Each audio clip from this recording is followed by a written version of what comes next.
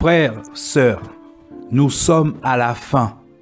Nous vivons les derniers jours, mes amis. Les derniers jours. Nous sommes dans les temps de la fin. Il y a un voile qui couvre la terre. Un voile qui couvre les peuples. Un voile qui couvre les nations. Et donc, chaque homme, chaque femme. Chaque homme, chaque femme qui n'ont pas Jésus, qui n'ont pas donné leur cœur à Jésus. Ils sont aveuglés. Ils sont dans les ténèbres. Et celui qui est dans les ténèbres ne sait pas où il va. Ce voile égare le monde. Ce voile égare les peuples, les nations, les hommes. Il égare le cœur de l'homme. Ils font le mal. Ils ne se rendent pas compte qu'ils font le mal. C'est un voile de méchanceté. C'est un voile d'injustice. C'est un voile de malédiction. Ainsi, l'homme désobéit à Dieu. Il désobéit à la parole de Dieu et il ne se rend pas compte. Quand le cœur se convertit à Jésus, le voile est ôté. Le voile est enlevé. Alors, mon ami, tu dois rencontrer Jésus. Tu dois rencontrer celui qui peut te ôter le voile sur ton cœur. Il faut le rencontrer. Et tu dois le rencontrer avant sa venue. Avant qu'il vienne, car il revient. La Bible dit qu'il y a eu une guerre dans le ciel.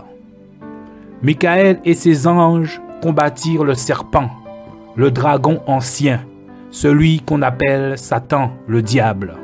Satan a péché contre Dieu. Lui et ses anges, ils ont été chassés du ciel.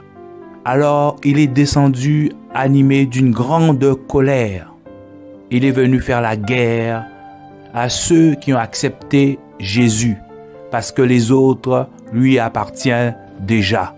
Satan, le diable, égare beaucoup de gens. Il séduit beaucoup de gens, mon ami.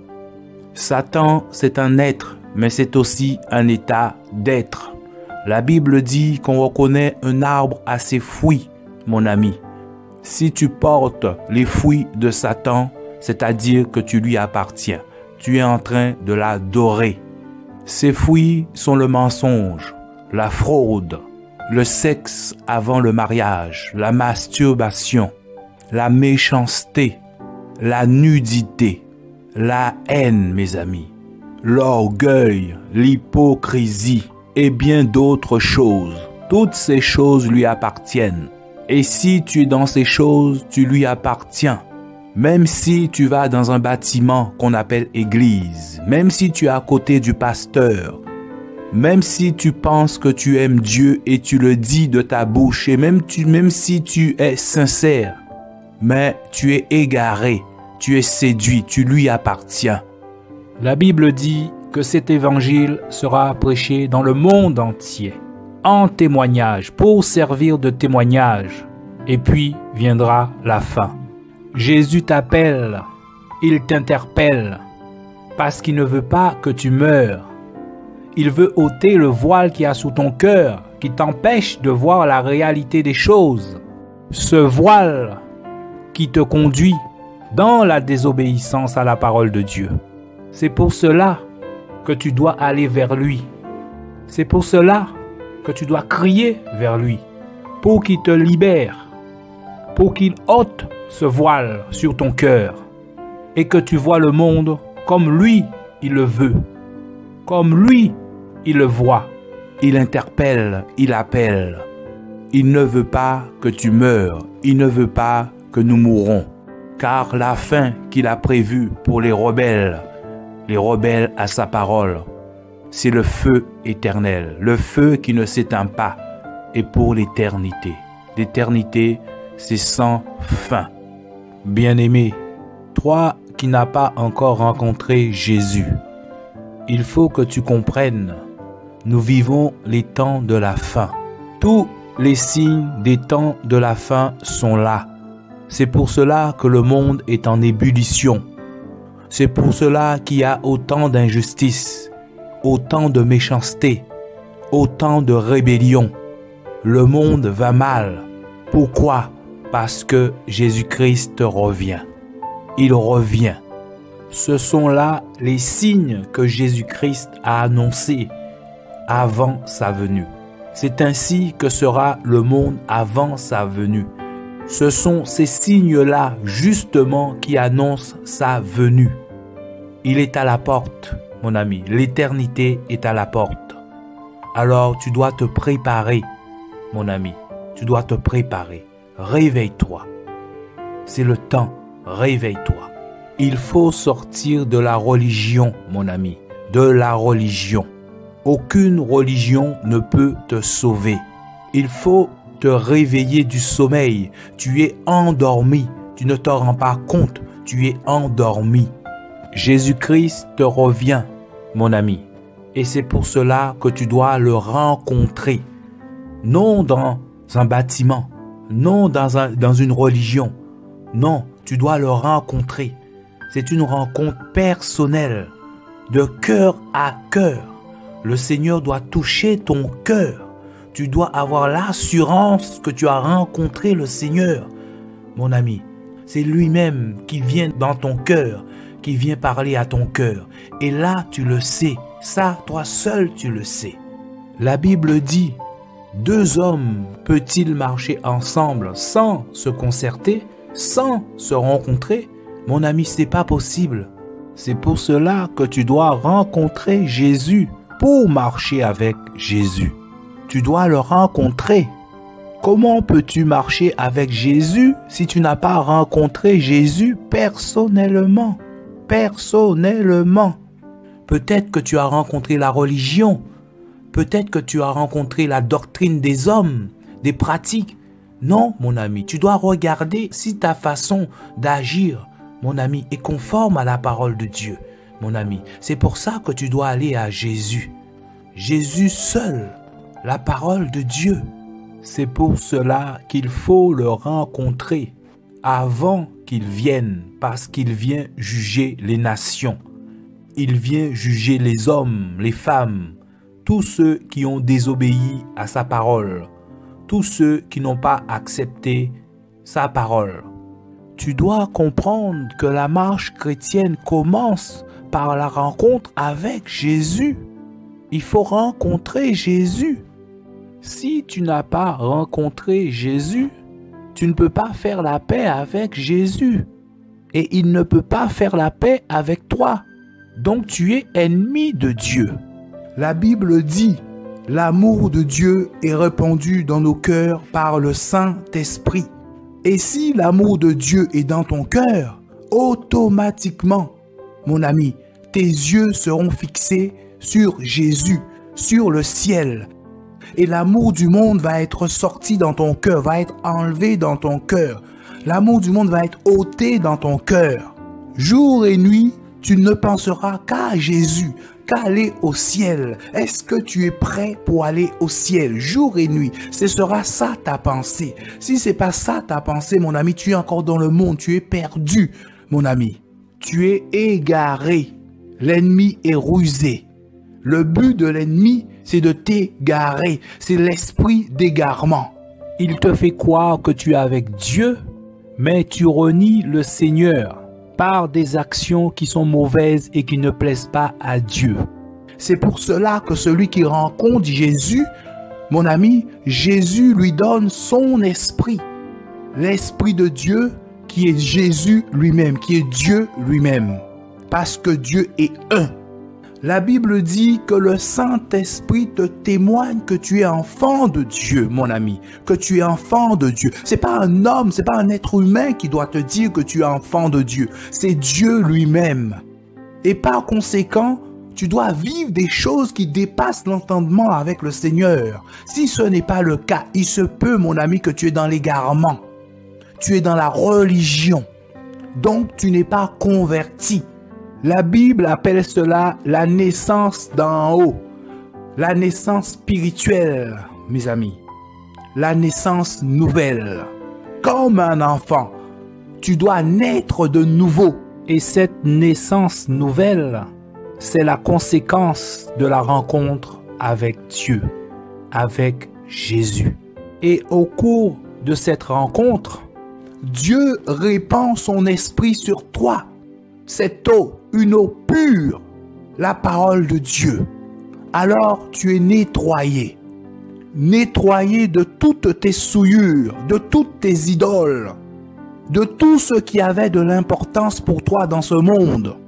Tu reçois un nouveau cœur, car le cœur que tu avais quand tu étais dans le monde, c'était un cœur de pierre qui ne pouvait pas recevoir l'amour de Dieu. La Bible dit, tu reçois un esprit nouveau. Et vu que le cœur de pierre a été changé par le cœur de chair, tu peux maintenant aimer Dieu, parce que tu reçois son esprit.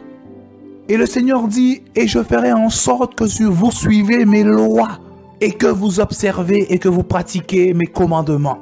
Parce qu'il va écrire ces lois dans ton cœur. Et il dit, et vous serez mon peuple, et je serai votre Dieu. Ainsi, votre esprit est changé, mon ami. Ton esprit a changé. Tu reçois un esprit, mon ami, qui a été créé dans une sainteté parfaite, en Machia, en Christ.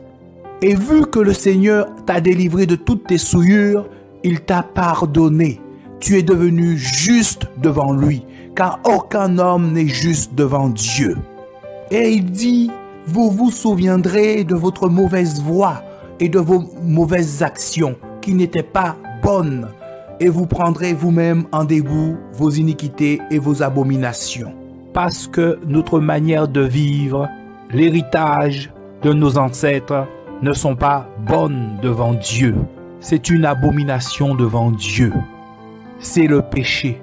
C'est la désobéissance à la parole de Dieu. Corporellement, on n'a pas changé. Mais chaque jour qui passe, le Seigneur nettoie notre âme. Il nettoie l'intérieur.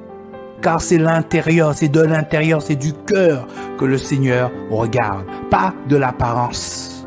Car c'est du cœur que viennent les mauvaises actions. C'est du cœur. C'est pour cela que le Seigneur commence par changer, par transformer l'intérieur. C'est pour cela que tu dois rencontrer le Seigneur. Tu dois le rencontrer. Et cette rencontre est personnelle, dans le secret de ton cœur, dans ton jardin secret. Il dit, invoque-moi et je te répondrai.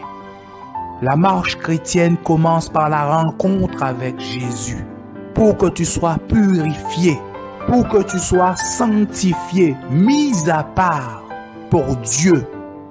Et tu deviens saint devant le Seigneur. Et la crainte de Dieu s'empare de toi. La crainte de Dieu, c'est la haine du mal. Le mal, l'injustice, tu ne supporteras pas cela. La méchanceté, tu ne supporteras pas cela. Alors toi qui entends ce message, mon ami, toi qui entends ce message, tu as peu de temps, mon ami, pour te tourner vers Dieu. Tu as peu de temps pour faire la paix avec Dieu. Parce que la parole nous dit qu'il est réservé à l'homme de mourir qu'une seule fois. Et après la mort vient le jugement. La mort te guette, mon ami, la mort te guette. Parce que si tu meurs sans Jésus, si tu meurs sans avoir donné ton cœur à Jésus, mon ami, quel malheur. C'est pour l'éternité, frère, c'est pour l'éternité que tu vas souffrir. Les souffrances que tu vis sur terre, mon ami, sache que dans la parole, Paul appelle cela nos légères tribulations. Alors si tu penses que tu souffres, tu te trompes, mon ami, tu te trompes. Et Dieu dit, ils seront tourmentés jour et nuit pour l'éternité. L'éternité, c'est sans fin. Alors mon ami, si tu es encore dans le mensonge, si tu mens et ça te fait ni chaud ni froid, la Bible dit, Satan c'est le père du mensonge, c'est le père des menteurs. Donc c'est Satan qui est ton père. Si tu es dans le sexe alors tu n'es pas marié, la Bible dit, fuyez mes amis, fuyez la fornication, fuyez l'impudicité, le sexe avant le mariage. Car celui qui s'unit avec la prostituée devient un même corps avec elle, mon ami. Tu deviens une prostituée, toi aussi à ton tour. Et par conséquent, mon ami, tu pèches contre ton propre corps. C'est le corps que le Seigneur t'a donné, mon ami. Ton propre corps. Si tu es dans l'hypocrisie, c'est l'image de Satan, mon ami. C'est-à-dire, tu joues un rôle, mon ami. Tu joues un rôle. Tu es hypocrite, mon ami. Tu te déguises en ange de lumière. La Bible dit Satan se déguise en ange de lumière. Et par conséquent, c'est normal que ses enfants aussi se déguisent en ange de lumière. C'est ça l'hypocrisie. C'est ça un hypocrite. Tu joues un rôle. Tu n'es pas sincère. Tu n'es pas dans la vérité. Si il y a l'orgueil dans ton cœur, la Bible dit l'orgueil précède la chute, mon ami. L'orgueil précède la chute. Ta ruine n'est pas loin, mon ami. Ta ruine n'est pas loin. Il y a l'amertume dans ton cœur, la haine dans ton cœur pour un homme, pour une femme. Si tu es dans la masturbation, si tu es dans l'ivrognerie, si tu fumes, tu déshonores le corps que Dieu t'a donné. Tu tues le corps que Dieu t'a donné. Sur le paquet de cigarettes, c'est écrit clairement, lisiblement, fumer tue. Tu tues ton corps. Et la Bible dit qu'aucun meurtrier ne rentrera dans le royaume de Dieu. Si tu pries des statues, tu es en abomination à Dieu. Puisque dans Exode 20, les 10 commandements, Dieu dit, tu ne feras pas d'image taillée, donc des statues. Il dit, ni aucune ressemblance des choses qui sont là-haut aux cieux, ni ici sur la terre, ni dans les eaux sous la mer. Aucune ressemblance. Il dit, tu ne te prosterneras pas devant elles et tu ne les serviras pas, car je suis Yahweh ton Dieu, le Dieu qui est jaloux, qui punit l'iniquité des pères sur les fils, jusqu'à la 3e et la 4e génération de ceux qui me haïssent. De ceux qui me haïssent. Le Seigneur te fait comprendre que quand tu fais ces choses, tu le hais. Même si de ta bouche, tu dis que tu l'aimes. Et même si tu es sincère. Mais lui, il te dit, tu me hais. Si tu invoques les morts, ceux qui sont déjà morts, dans certaines religions, on les appelle des saints. Tu es en abomination devant Dieu. Dans Lévitique 19, verset 31, le Seigneur nous dit, « Ne vous tournez pas vers ceux qui invoquent les morts. Invoquer, c'est prier, c'est faire appel. Ni vers les devins. Ne cherchez point à vous rendre impur avec eux. Donc tu te rends impur devant Dieu. Prier les morts, c'est faire appel aux morts. C'est adorer les morts. Derrière chaque mort, comme derrière chaque statue, il y a un esprit impur qui est caché. Il y a un démon. Il y a Satan. La mort est un démon. C'est un esprit impur. La Bible dit, c'est le dernier ennemi qui sera vaincu. Donc la mort est ton ennemi, mon ami. C'est ton ennemi. C'est pas ton ami. C'est ton ennemi. Si tu dis dans ton cœur que Jésus n'est pas le Créateur, et dans Dieu, il y a 3 personnes. Tu n'as pas encore rencontré le Seigneur. Dieu est esprit. Le Seigneur est esprit. Et le rôle du Saint-Esprit, c'est de convaincre ton cœur et de te conduire dans toute la vérité. Car lui-même est la vérité. Il est l'esprit de vérité. L'esprit de sagesse. L'esprit de connaissance. Le Saint-Esprit.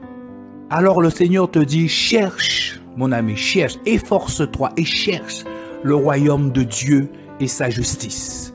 Et toute chose te sera donnée par-dessus tout, car le royaume, c'est Jésus lui-même. Sache, mon ami, que la Bible dit, il y a beaucoup d'appelés. Beaucoup de gens vont chercher Dieu. Beaucoup de gens vont fréquenter les bâtiments, les assemblées. Beaucoup de gens vont croire qu'ils sont avec Dieu. Mais Dieu dit, Jésus dit, il y aura peu d'élus, peu de gens vont être sauvés, peu de gens, mes amis, peu de gens. Donc pour aller au ciel, Ce sont ceux qui sont déterminés, mon ami. Ce sont ceux qui n'ont pas aimé leur vie sur terre, mon ami, qui sont déterminés. Ce sont les violents qui s'emparent du royaume, les déterminés, mon ami. Cherche Jésus, mon ami. Tu n'as pas été mis sur terre pour le mariage. Tu n'as pas été mis sur terre pour le travail. Mon ami, tu as été mis sur terre pour adorer Jésus. Pour adorer Jésus. Et Jésus seul connaît tes besoins, car c'est lui qui t'a créé. Et c'est lui qui donne. Tu as été mis sur terre pour faire un choix entre le bien et le mal, la malédiction et la bénédiction, la vie et la mort. Et Jésus te dit de choisir la vie parce qu'il veut te sauver. Il veut te délivrer de la mauvaise nature qui est en toi, qui est en abomination devant lui. Il dit, n'aimez pas le monde, ni les choses qui sont dans le monde, car l'amour du monde ne vient pas du Père. La convoitise des yeux, l'orgueil de la vie ne viennent pas du Père, mon ami.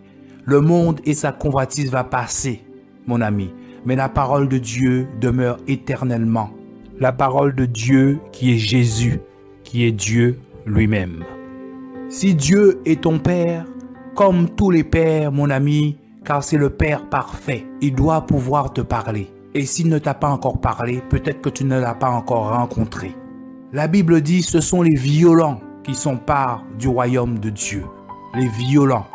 Il faut être déterminé à aller au ciel, car nous sommes dans les temps de la fin. Nous vivons les derniers jours dans ce corps, dans cette tente de chair. Ton corps est une tente, mon ami. Il y a ton esprit dedans. Il y a ton âme. Et si tu n'as pas Jésus, il y a autre chose dedans, mon ami. Il y a d'autres esprits qui partagent ce corps avec toi, mon ami. Ils ne veulent pas que tu saches qu'ils sont là, mais ils sont en train de te conduire. Quand tu mens, c'est-à-dire que tu as un esprit de mensonge en toi. Quand tu voles, tu as un esprit de vol, ainsi de suite. Ils sont là, mon ami, ils sont là. Leur but, c'est de t'égarer. Pour eux, c'est fini. Ils ont été jugés et condamnés. C'est le feu éternel. Mais c'est ça la méchanceté. La Bible dit que ce sont des esprits méchants dans les lieux célestes. Ils veulent t'emmener dans le feu avec eux. C'est ça leur but, t'égarer pour que le Seigneur te frappe à la fin, te juge et te condamne. Et Dieu veut te libérer de ce qu'il y a en toi. Car ce qu'il y a en toi te conduit. Et il te conduit vers la désobéissance à la parole de Dieu. Et si tu meurs ainsi, mon ami, sans être purifié, tu ne peux pas aller au paradis. Le paradis, c'est Jésus.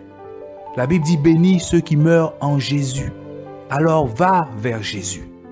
Il te dit, venez à moi, vous qui êtes fatigués et chargés, et je vous donnerai du repos. Le repos de l'âme, c'est Jésus. Jésus, c'est le repos. Jésus, c'est la tranquillité. Il t'aime et il veut te sauver. Tu n'as pas conscience de cela. L'amour du monde t'aveugle. L'amour du monde te conduit sur un autre chemin. Tu es sur un autre chemin, le chemin de la perdition.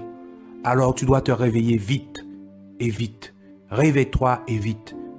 Le Seigneur va t'éclairer.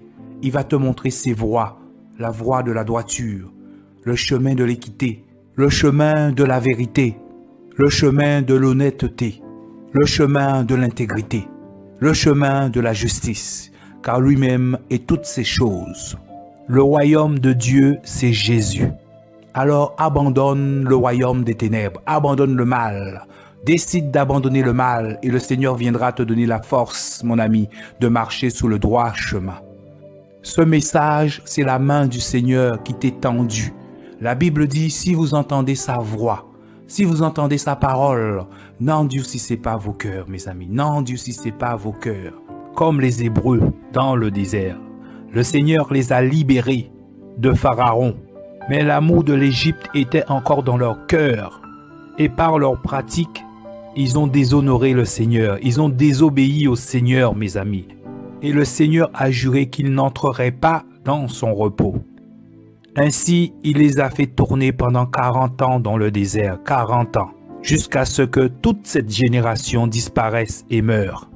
Beaucoup ont endurci leur cœur, mes amis. Beaucoup ont refusé la parole. Et ils sont morts, mes amis. Quel malheur, ils sont morts sans Jésus. Plus de moyens de rédemption pour eux. C'est fini. Ils ne peuvent plus être sauvés. C'est fini pour eux, mes amis. C'est fini. Alors toi, tu es encore en vie, mon ami. Tu es encore en vie. Alors prends la main de Jésus. Prends sa main. Prends sa main. Et ne lâche plus sa main, mon ami. Laisse-toi conduire par l'Esprit de Dieu, par la parole de Dieu, par la parole biblique. Non par une religion, non par un homme, non par une femme, mon ami. Non par une assemblée, mais par la parole, mon ami. Par Jésus. Être conduit par Jésus. La Bible dit c'est celui qui est conduit par le Saint-Esprit qui est fils et fille de Dieu. Pas par un homme, pas par une religion, pas par une assemblée locale, par le Saint-Esprit. Le Saint-Esprit, c'est aussi la parole de Dieu. Car le Seigneur dit, mes paroles sont esprit et vie. Le Seigneur est l'esprit, la parole c'est l'esprit et c'est aussi la vie. Que cette parole prenne vie en toi. C'est une relation de cœur à cœur que Jésus veut avec toi. Une relation personnelle, particulière. C'est ce que Jésus te demande. C'est ce que Jésus veut. Ainsi, il pourra t'enlever toutes tes souillures, mon ami. C'est ce qu'il veut. Il veut faire la paix avec toi. Il veut te pardonner. Pardonner tous tes péchés, tout le mal que tu as fait. Parce que nul n'est juste devant lui. C'est le temps, mon ami. Jésus-Christ revient. Tu dois avoir l'assurance du salut. Tu dois avoir l'assurance que tu seras sauvé. Tu dois avoir l'assurance que tu vas être sauvé, mon ami. Seul Jésus peut te donner cette assurance, mon ami. Seul Jésus. C'est pour cela qu'il faut aller vers lui seul. Car Jésus est l'auteur du salut. Il est l'auteur de la délivrance, de la séparation de ton âme avec la mauvaise nature. Seul Jésus peut te donner cette assurance. Seigneur, que toute la gloire te revienne, Seigneur. Que ce message, Papa, touche, Seigneur. Cette parole est une semence. Tu dis dans ta parole, quand la semence est plantée, qu'on veille ou qu'on dort, la semence germe et croît, car tu fais croître cette semence, Père. Alors je prie pour que cette parole touche une âme, Papa, au nom de Jésus, et que tu sois glorifié en toutes choses, Seigneur, au nom de Yeshua. Merci pour ta grâce. Merci pour la vie, Seigneur. La vie, c'est toi qui nous as créés. Ton amour est tellement grand, a été tellement grand envers nous, les hommes, les êtres humains, que tu es venu toi-même mourir à la croix pour nous sauver, Papa, pour verser ton sang divin, pour nous purifier. Alors, merci, Papa. Merci. Merci. Amen.